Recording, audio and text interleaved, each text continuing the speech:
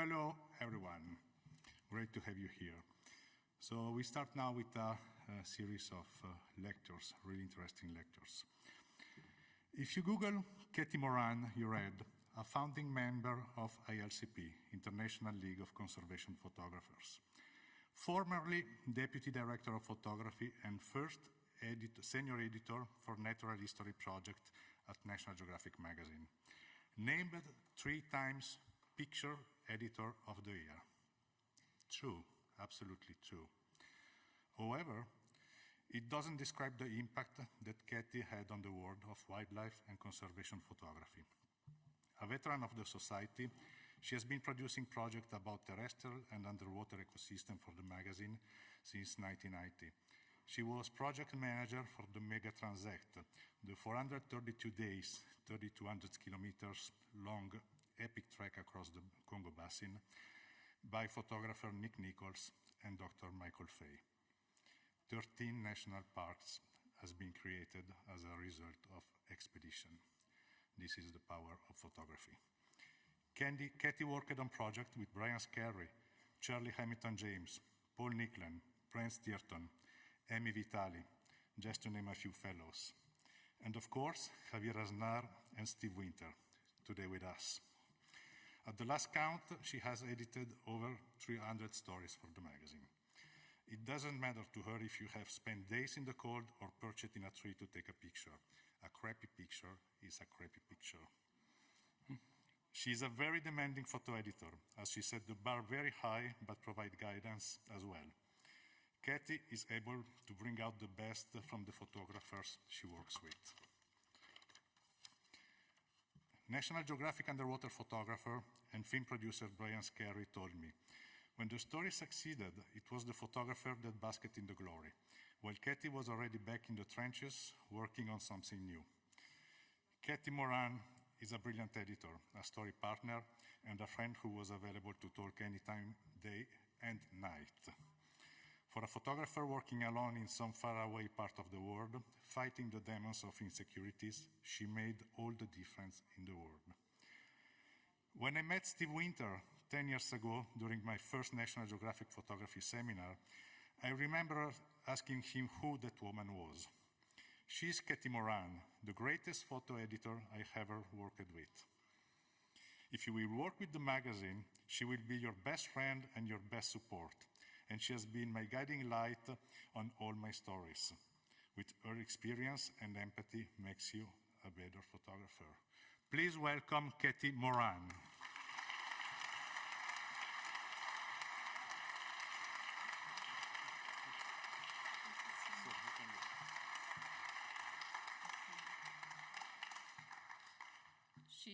Kathy Moran is also technically challenged at all times, so let's hope this works.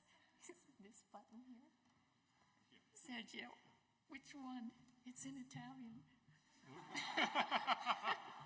Thank you. Okay, can you switch, please? Well, good afternoon, and it's such a pleasure to be here in Siena. And as Sergio mentioned, I retired from National Geographic as the Deputy Director of Photography, but the majority of my time on the magazine was spent as the Senior Editor for Natural History Stories. And in that role, I had the responsibility of working with a team of photographers to change the focus of that genre of storytelling. And with their help, the magazine evolved from telling wildlife stories with a focus on behavior towards features that shine a light on issues of wildlife conservation and animal welfare.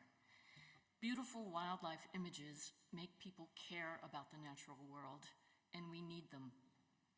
But the stories that must be told and the photographs that must be seen are the ones that shine a light on our relationship with the natural world. Photography becomes evidence, highlighting our treatment of animals in the tourism trade, how pangolins are the most endangered mammal you've never heard of, and how traditional medical beliefs have threatened animals around the world. Starting with Brent Steerton's story, Who Murdered the Mountain Gorillas, our shift in storytelling really took hold. Even the headline generated controversy, with readers arguing that you can't murder an animal. and I would, of course, beg to disagree. Few photographs offer greater context and show that powerful storytelling is possible in a single frame than Brent's image of the murdered mountain gorilla, Senkoeki, being carried by Virunga rangers and villagers to the park's burial place for the gorillas. Although Brent was only able to make 3 frames before having to leave Congo, he says the impact that this photograph had was galvanizing. Finally, there was a photograph that conveyed the challenges of conservation in a war zone that showed that wildlife were victims too. Next came Brian Scarry and Randy Olson's global fisheries proposal, and Randy is actually here with us tonight. And the goal of that story was essentially to put a face to fish and to ask the viewer to see them as wildlife, not simply food, and to consider the impact of industrialized fishing on communities that had nothing other than fish for sustenance. This is bycatch, the cost of a shrimp dinner being tossed overboard. 2016 estimates calculate that more than 27% of all captured fish is either thrown away or rots before reaching market. That's around 50 million tons of protein lost. And this image by Randy illustrates just that, rotting fish carcasses being sold to villagers in Tanzania. Next came Paul Nicklin's article on narwhal hunting, which exposed challenges to community-based conservation in the Arctic. And while these stories challenged our internal attitude to natural history stories, more importantly, they inspired the approach that our photographers took to these coverages. We actively went from doing natural history to doing conservation storytelling. And so what exactly does that mean? My former colleague, Dennis Dimmick, says, environmental photography documents our planetary perils and highlights solutions.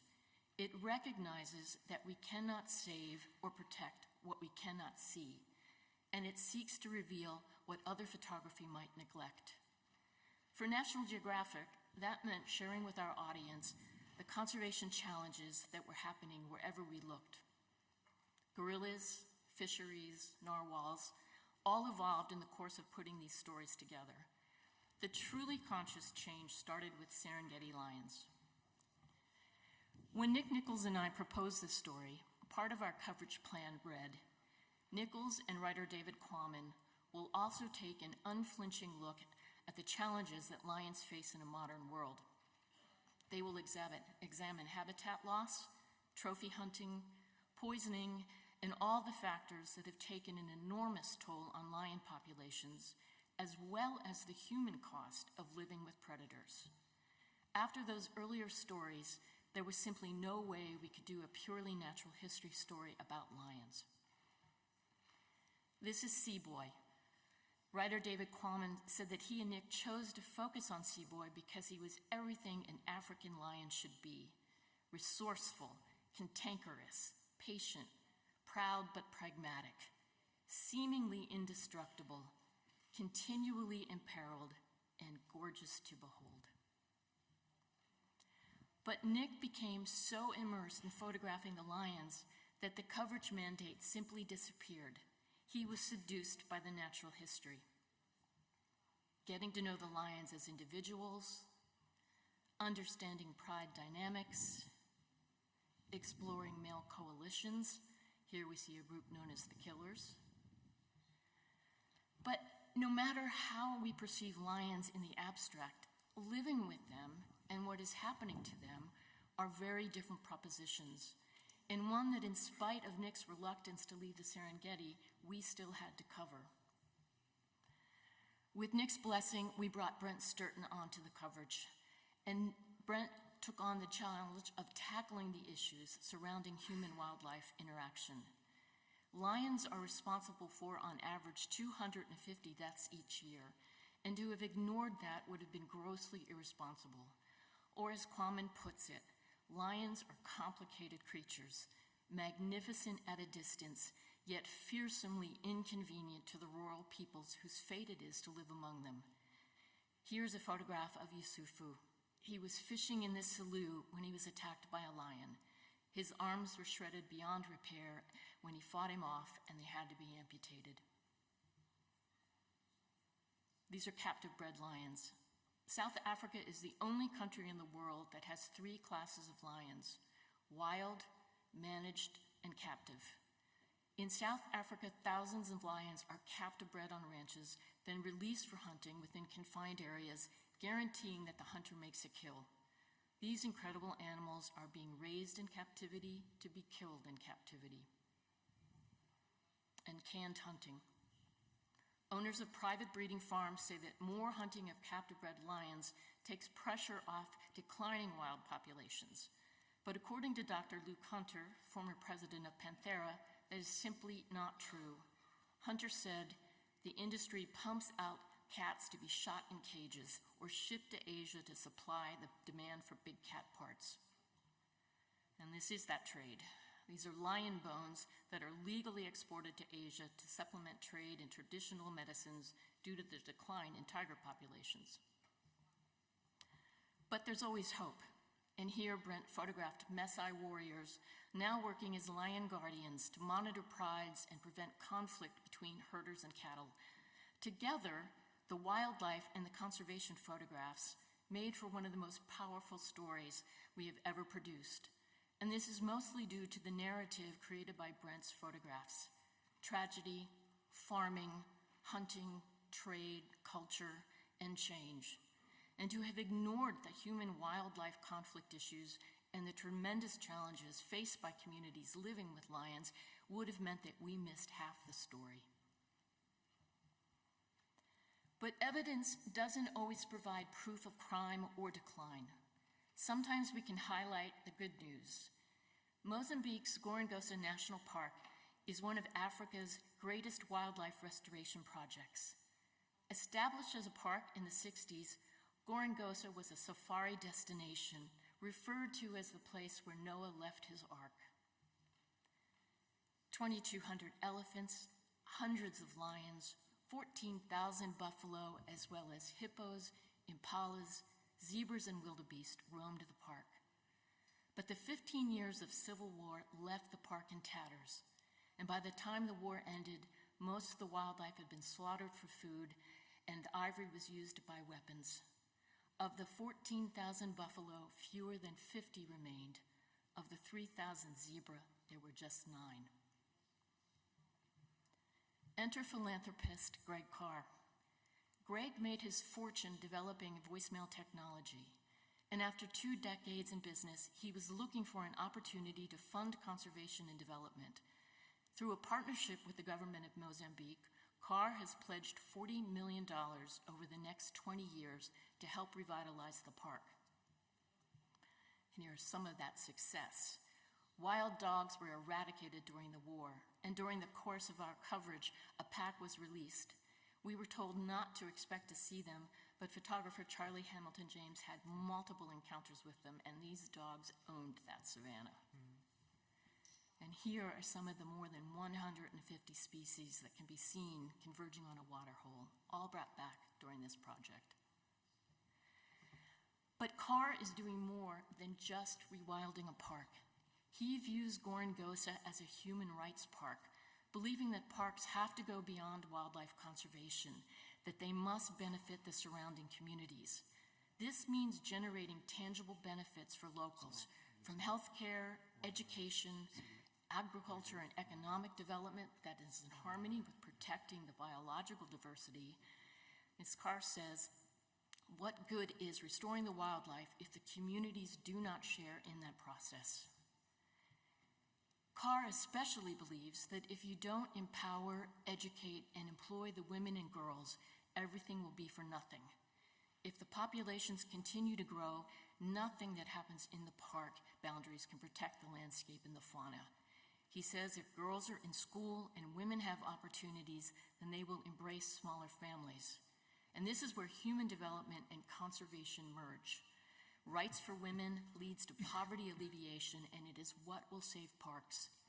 Here we see young girls participating in the Girls Club, an after-school program meant to focus on literacy, health, and play. And the park also employs women as rangers. And to that end, Dominique Goncalves is a Mozambican ecologist in charge of the park's elephant population. She says, "I am part of the next generation of women that have to make sure that this place survives. Mozambicans protecting Gorgonzola and benefiting from the conservation. That's what a human rights park means." Now, throughout my career, I've had the honor of working on a few stories that have had an impact upon publication. They are few and far between, but they are gratifying in immeasurable ways. So I was completely unprepared for the trajectory of our story on wildlife tourism. From beginning to end, the story has changed a few policies, generated action, and impacted one life in particular. The story started as a Wildlife Watch report that was meant only for our digital platform. It took a look at the uptick in wildlife tourism in the Amazon and the impact on local wildlife. The focus was on tour operators working with villages to supply a steady stream of wildlife for tourism encounters: snakes, caimans, birds, anteaters, sloths, all in support of selfies. Upon publication, the impact was immediate. Instagram announced that they would start to deliver a pop-up message whenever someone searched or clicked on hashtags like #slothselfie.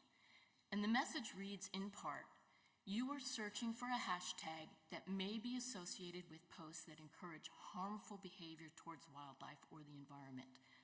And these are the same tools that are built to tackle self-harm and suicide that are now being used to correct behavior that harms wildlife.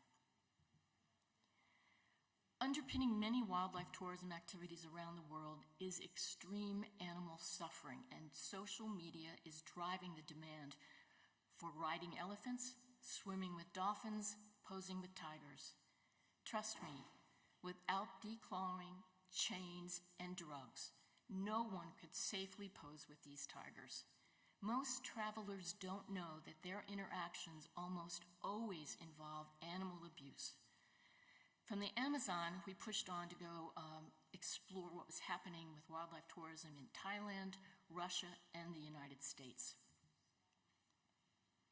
These are two glimpses behind the scenes at wildlife entertainment centers: bears at the Bolshoi State St. Petersburg Circus and Glai Hum at the Samat Prakan Crocodile Farm and Zoo near Bangkok. Bear cubs are often kept in a standing position, tethered to the wall by their necks to make them strong enough to be able to walk on two legs. And Glai Hum was found with a broken leg, chained to a wall. Few visitors to either venue would ever witness this suffering. And here, Amazon river dolphins jostle for fish, not attention, while surrounded by tourists. These are 400-pound wild animals, and the potential for injury to them and tourists, not to mention disease exchange, is one miscue away. At least these dolphins are wild. In the United States, the swim with dolphin programs are wildly popular and incredibly lucrative. But consider that these are animals that live in complex social groups. They can swim 40 miles a day, dive hundreds of feet. And do they really belong in pens so that we can experience a dolphin hug and a photograph? All day, macaques at the monkey school near Chiang Mai, Thailand, ride bicycles, play basketball, and twirl parasols. At night, they are kept in 3-by-3-foot metal cages. Tourists take their photos, they ride an elephant, they pet a tiger, they take a selfie with a sloth and move on. But that elephant has been broken, taught to fear the bull hook, while the tiger cubs have been sped-bred and taken from their mothers just days after birth. And most sloths are taken illegally from the forest and die within weeks of being put into captivity. What are the ethical guidelines to engaging in wildlife tourism? Well, watching them from a safe distance in the wild with no interaction is ideal. But if you are going to visit facilities with captive animals, there are the standards known as 5 freedoms that should be followed. First, freedom from hunger and thirst. Freedom from discomfort. Freedom from pain, injury, or disease. freedom to express normal behavior, being chained, performing and interacting with tourists, giving rides, posing with them, being washed by them. These are not normal activities for wild animals or even those born in captivity. The anteater in this photo died shortly after the image was made.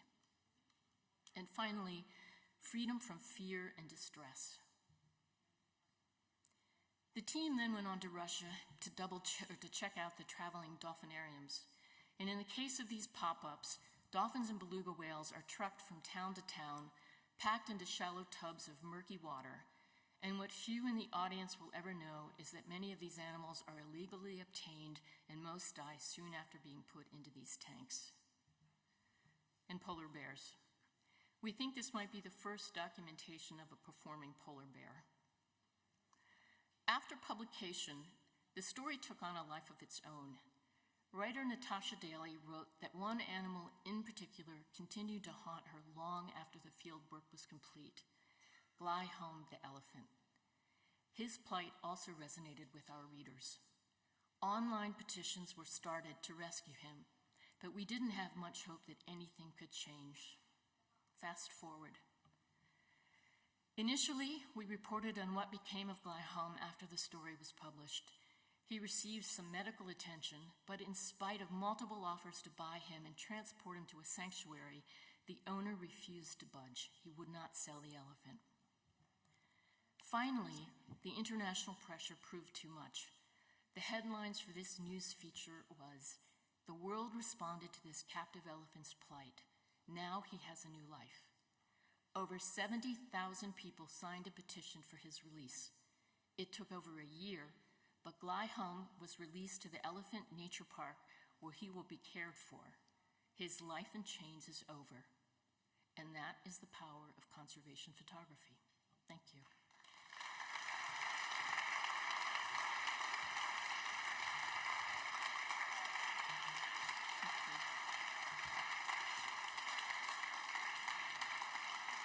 Thank you.